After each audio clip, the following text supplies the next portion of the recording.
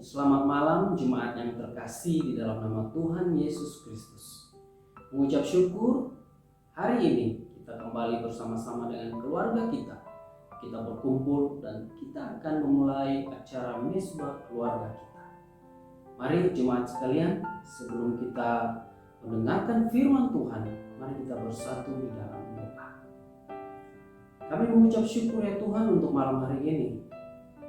Engkau sungguh baik dalam kehidupan kami. Kembali kami berkumpul bersama keluarga kami.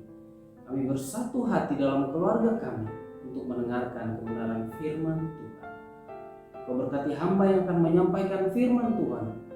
Biarlah hamba menjadi saluran berkat bagi setiap jemaat yang mendengarkan firman Tuhan pada malam hari ini. Terima kasih Tuhan. Kami sambut berkat firman Tuhan ini dengan penuh ucapan syukur. Hanya di dalam nama Tuhan Yesus Kristus kami berdoa. Amin. Jemaat yang terkasih, malam hari ini firman Tuhan akan terambil dari Galatia 2 ayat 11 hingga ayat yang ke-14. Galatia 2 ayat 11 hingga ayat yang ke-14. Saya akan membacakannya bagi kita semua. Galatia 2 ayat 11 hingga ayat yang ke-14 dengan judul perikop Paulus bertentangan dengan Petrus. Tetapi waktu Kefas datang ke Antiokhia, aku berterang-terang menantangnya, sebab ia salah, karena sebelum beberapa orang dari kalangan Yakobus datang, ia makan sehidangan dengan saudara-saudara yang tidak bersunat. Tetapi setelah mereka datang, ia mengundurkan diri dan menjauhi mereka karena takut akan saudara-saudara yang bersunat. Dan orang-orang Yahudi yang lain pun turut berlaku munafik dengan dia, sehingga Barnabas sendiri turut terseret oleh kemunafikan mereka. Tetapi waktu kulihat bahwa kelakuan mereka itu tidak sesuai dengan kebenaran Injil, aku berkata kepada Kefas di hadapan mereka semua, jika engkau seorang Yahudi, hidup secara kafir dan bukan secara Yahudi, bagaimanakah engkau dapat memaksa saudara-saudara yang tidak bersunat untuk hidup secara Yahudi? Demikian jauh pembacaan firman Tuhan kita. Jemaatku yang terkasih dalam nama Tuhan Yesus, firman Tuhan pada malam hari ini saya memberi judul hidup yang berintegritas. Jika kita membaca firman Tuhan ini, kita bisa melihat bahwa tindakan Petrus yang tidak berintegritas merupakan ancaman yang serius bagi penyebaran Injil di abad mula-mula. Kehidupan orang Kristen yang tidak mempunyai integritas merupakan ancaman yang besar bagi efektivitasnya penyebaran Injil dan untuk meyakinkan para pendengar bahwa integritas orang Kristen memegang peranan penting dalam pemberitaan Injil. Oleh sebab itu, mereka harus menjaga integritas hidup mereka. Saudara-saudara yang terkasih dalam nama Tuhan Yesus, sama seperti tembok besar Cina, tanpa integritas dari para penjaga, kekuatan tembok besar ini dalam melindungi dan menyelamatkan jiwa manusia tidak berarti apa-apa. Sama halnya juga dengan kekuatan Injil, saudaraku. Untuk menyelamatkan jiwa manusia tidak berarti apa-apa jika orang-orang Kristen yang dipercayakan oleh Tuhan hidup tanpa integritas. Pernahkah saudara mendengar kalimat-kalimat seperti ini? Buat apa ke gereja? Ada seorang Kristen dari remaja sampai tua hidupnya di gereja. Tetapi omongan dari orang Kristen ini tidak ada yang bisa dipercaya atau tidak ada yang bisa dipegang, saudara. Kalimat lain juga berkata seperti ini, hamba Tuhan kok seperti itu? Apanya yang mau diteladani, saudaraku? Saudaraku yang terkasih dalam nama Tuhan Yesus, kalimat-kalimat tadi sudah jelas menunjukkan bahwa kehidupan orang Kristen yang tidak mempunyai integritas merupakan ancaman yang besar bagi efektivitasnya penyebaran Injil di dunia. Ancaman seperti itu sesungguhnya sudah terjadi sejak awal kehidupan jemaat mula-mula. Bahkan dilakukan oleh seorang rasul yang justru rasul itu dipercaya oleh Tuhan Yesus sebagai pemimpin gereja mula-mula. Rasul tersebut adalah Petrus. Jemaatku yang terkasih dalam nama Tuhan Yesus, latar belakang perikop ini dimulai dengan mengisahkan tentang Petrus dan Barnabas serta orang-orang Kristen Yahudi yang sedang mengadakan perjamuan makan bersama dengan orang-orang Kristen yang bukan keturunan Yahudi dan yang tidak bersunat di daerah Antioquia. Jemaatku, hal ini mungkin biasa dilakukan dalam jemaat Antioquia dan juga mungkin biasa bagi Petrus. Perjamuan ini berjalan dengan baik kalau kita lihat sampai datangnya orang-orang kelompok Yakobus dari Yerusalem. Orang-orang ini mungkin adalah orang-orang Kristen yang masih memegang tradisi Taurat yang dengan begitu ketatnya, dan mereka juga mengharuskan orang-orang Kristen yang tidak bersunat apalagi makan semeja dengan mereka. Saudaraku, saat mereka melihat kedatangan orang-orang ini, di situ Rasul Petrus menjadi sangat takut. Kenapa? Karena dia melihat rombongan orang-orang Yakobus. Kemudian Rasul Petrus akhirnya mengundurkan diri dan menjauhi orang-orang Kristen yang tidak bersunat yang tadinya bersama-sama makan semeja dengan beliau. Saudara yang terkasih dalam nama Tuhan Yesus, kalau kita melihat di sini kata mengundurkan diri yang dipakai oleh Paulus di sini adalah suatu istilah yang biasanya dipakai dalam istilah perang, yang berarti mundur secara perlahan-lahan untuk mencari posisi yang aman. Dan Petrus melakukan hal itu untuk apa? Untuk mengamankan dirinya, saudara. Saudaraku yang terkasih dalam nama Tuhan Yesus, kalau yang melakukan tindakan ini orang lain mungkin saja masih bisa dimaklumi ya.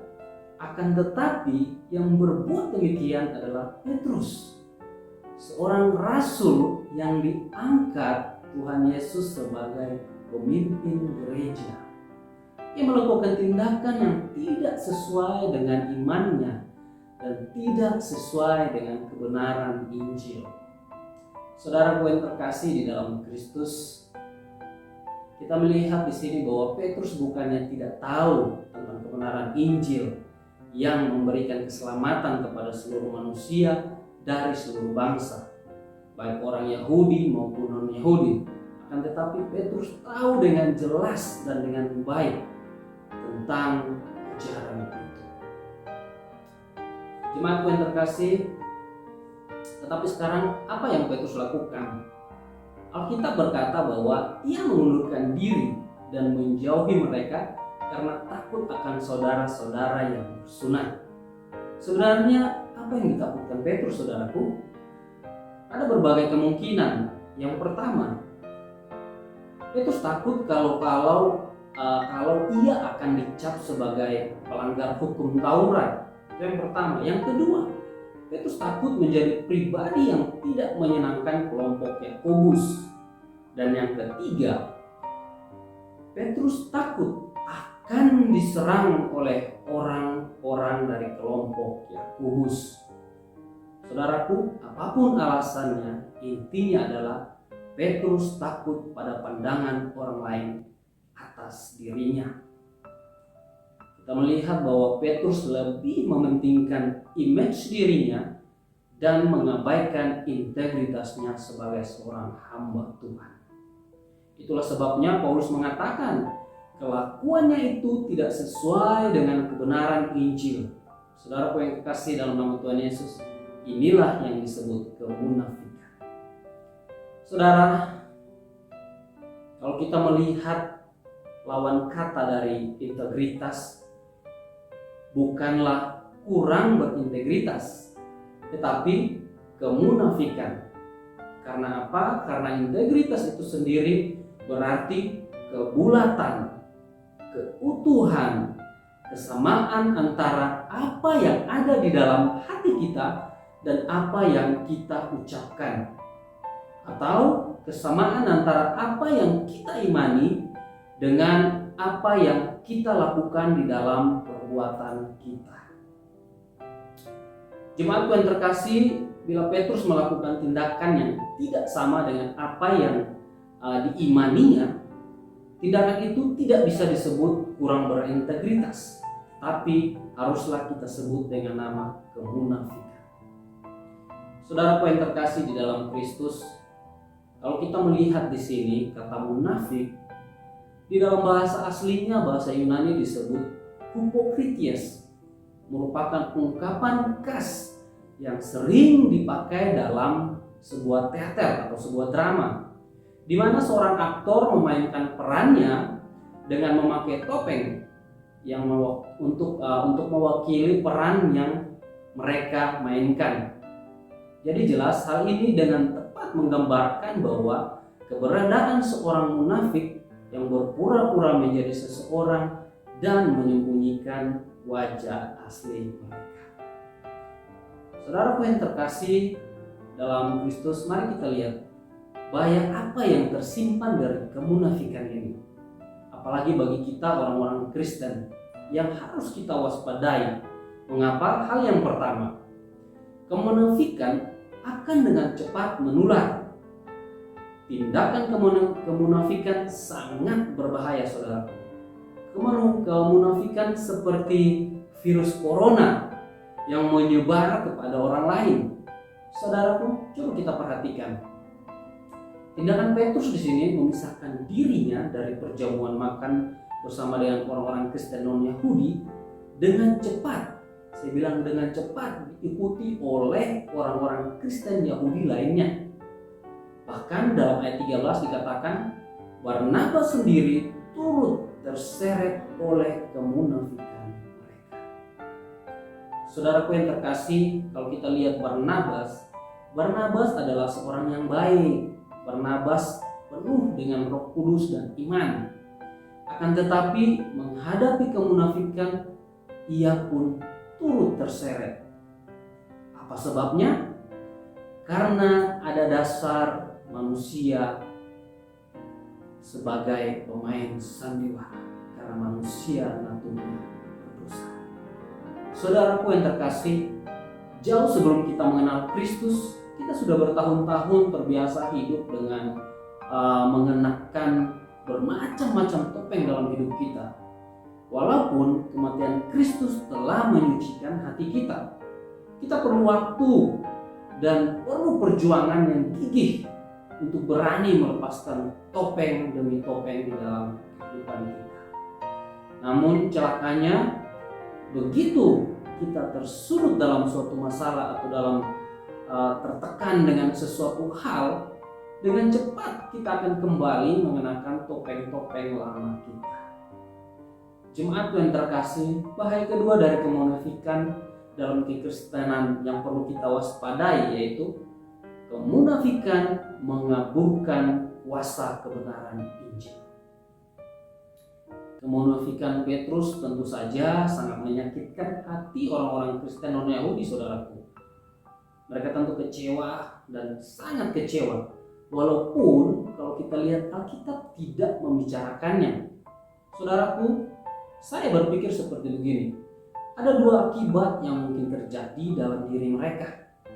Yang pertama, mereka akan meminta diri mereka untuk disunat agar mereka dapat menjadi orang Kristen yang sama dengan orang-orang Kristen lainnya. Sehingga apa? Sehingga mereka dapat diterima seutuhnya menjadi anggota gereja. Jika ini terjadi, maka Injil bukan lagi Injil yang sempurna yang cukup untuk menyelamatkan umat manusia, tetapi Injil plus sunat barulah lengkap. Itu yang pertama. Yang kedua, saya berpikir seperti ini. Mereka akan meninggalkan kekristenan mereka dan kembali pada kekafiran mereka. Hal ini wajar terjadi karena mereka merasa kecewa dan pesimis bahwa penebus yang dilakukan oleh Kristus dapat membuat diri mereka menjadi anak Allah dan menjadi satu tubuh dengan orang-orang Kristen Yahudi. Saudaraku yang terkasih di dalam Kristus, tak mengherankan ketika Paulus melihat kemunafikan Petrus. Ia menegur Petrus dengan keras di hadapan banyak orang. Di dalam ayat 14 dikatakan, jika engkau seorang Yahudi hidup secara kafir dan bukan secara Yahudi, bagaimanakah engkau dapat memaksa saudara-saudara yang tidak bersunat untuk hidup secara Yahudi? Jemaatku yang terkasih, kemunafikan menghalangi orang datang kepada Kristus. Sungguh dahsyat dampak dari hidup orang yang tidak berintegritas. Ketika menyadari hal ini, hati kita menjadi takut karena kita sadar bahwa kita pun adalah orang-orang munafik yang hidup dari topeng ke topeng. Kita selalu ingin dilihat sebagai orang baik, tetapi kita tahu kita tidak demikian. Kita mengecam orang yang melakukan dosa, tetapi diam-diam kita sendiri hidup di dalam dosa yang sama. Kita membenci orang-orang yang suka berdusta, tetapi hidup kita sendiri bertahun-tahun dibangun atas kebohongan. Kita sering menggeleng-gelengkan kepala ketika kita mendengar kabar tentang seseorang yang enggan pergi memberitakan Injil. Tetapi sebenarnya kita pun sudah lama merasa terpaksa menjalankannya. Saudaraku yang terkasih dalam nama Tuhan Yesus, hanya Tuhan yang tahu betapa kotornya diri kita masing-masing. Kita bukanlah orang-orang Kristen yang berintegritas.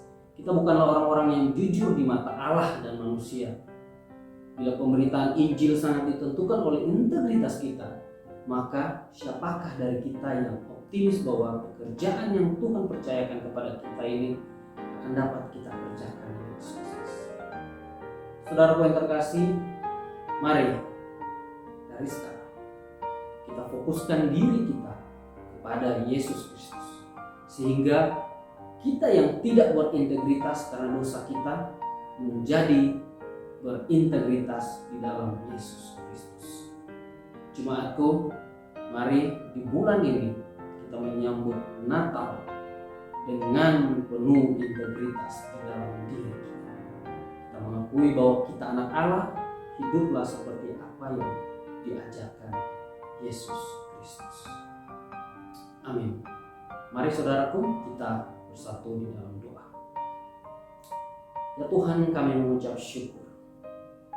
Lewat kebenaran firman ini, kami ditegur kembali untuk hidup lebih berintegritas kepada Engkau ya Allah, untuk hidup tidak munafik. Dan biarlah lewat firman Tuhan ini kami belajar untuk menjadi anak-anak Allah yang lebih baik lagi, yang percaya tentang kebenaran firman. Terima kasih Bapa. Hanya di dalam nama Tuhan Yesus kami sudah berdoa. Amin. Jemaat yang terkasih, di dalam nama Tuhan Yesus, bersama dengan keluarga kita, mari kita ambil waktu merenungkan firman Tuhan ini dan bersama-sama kita berdoa. Jemaatku, sampai sejauh ini acara mesbah keluarga kita. Sampai jumpa pada mesbah keluarga berikutnya. Tuhan Yesus memberkati.